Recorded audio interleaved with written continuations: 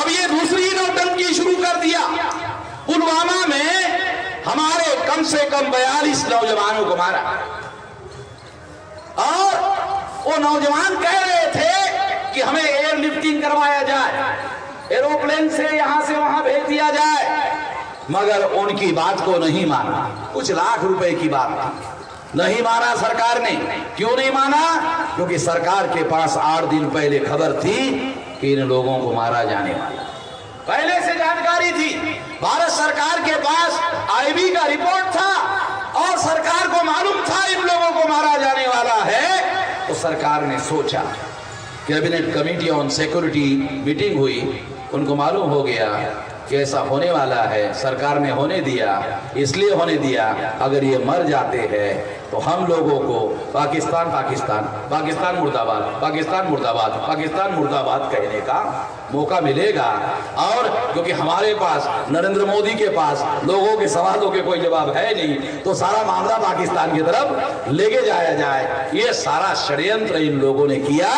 ये षड्यंत्र समझने की जरूरत है। उसमें मरने वाले शेड्यूल कास्ट के लोग हैं, शेड्यूल ट्राइब के लोग हैं, बैकवर्ड क्लासेस के लोग हैं, समझ लो। एक राजभर भी है हमारे लोग। इसलिए साथियों, ये लोगों ने हमारे लोगों को मारा। पाकिस्तान तो दूसरा देश है, दूसरे देश से हमारे देश में आरडीएक्स का मटेरियल कैसे आया, गाड़ी कैसे आई, रोकने का काम क्यों नहीं किया? पुलिस तुम्हारे पास, मिलिट्री तुम्हारे पास, सिक्योरिटी तुम्हारे पास, सीआईडी तुम्हारे पास, सीबीआई तुम्हारे पास, आईबी तुम्हारे पास, क्यों नहीं रोका? तुमको 8 दिन पहले मालूम, क्यों नहीं रोका? इसका मतलब है पाकिस्तान ने 42 लोगों को नहीं मारा, तुम नहीं मारा। तुम पाकिस्तान का नाम ले रहे हो। तुमको मालूम था बचाने का काम तुमको करना था, तुमने बचाने के बजाय उनको मरवाया और नाम पाकिस्तान का ले रहे हो। तुम ही जिम्मेदार हो। इसलिए साथियों, ये षड्यंत्र जो ईवीएम मशीन के साथ हो रहा है, और वो मामला हमने 26 तारीख को जेल भरों में उठाया हुआ है और 5 मार्च को भारत बंद का भी मामला उठाया हुआ है। इसको डाइवर्ट करने के लिए और ईवीएम मशीन का जो षड्यंत्र भारत पर थोपा गया है, उसके डाइवर्शन करने के लिए, दिशा बदलने के लिए सारा षड्यंत्र हो रहा है। इसे समझने की साथियों जरूरत है।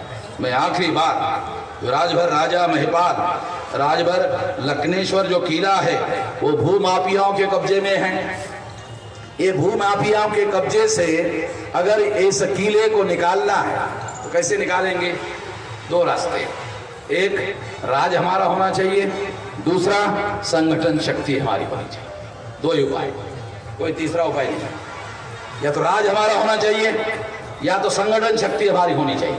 संगठन शक्ति से क्या होगा कि अगर हम प्रशासन पर 2 लाख लोगों का मोर्चा लेकर जाए तो उनको लगेगा कि तो अगर इनकी बात नहीं मानी गई तो ये अपनी जबरन करेंगे। तो एक तो तरीका है हमारा राज हो और दूसरा तरीका है संगठन शक्ति हो। तो जो काम अब इस राज जो है वो भी संगठन शक्ति के बल पर हासिल हो सकता है, और इसीलिए संगठन शक्ति को सबसे ज्यादा आप लोगों को निर्माण करना चाहिए। और अगर आप ऐसा करते हैं तो आने वाले समय में ये मामला हम लोग हल करेंगे, और ये ताकत हम अपने समाज के बल के आधार पर ही निर्माण कर सकते हैं। तो ऐसा करना होगा। मैं आप लोगों को संगठन की शक्ति निर्माण करने के लिए आप लोगों को पूरी ताकत के साथ हम लोगों को साथ सहयोग करेंगे। तो हम लोग आश्वासन देते हैं कि ऐसा करने के लिए पूरी ताकत से हम काम करेंगे। आपने मेरी बात ध्यान से सुनी, इसके लिए आभार, धन्यवाद।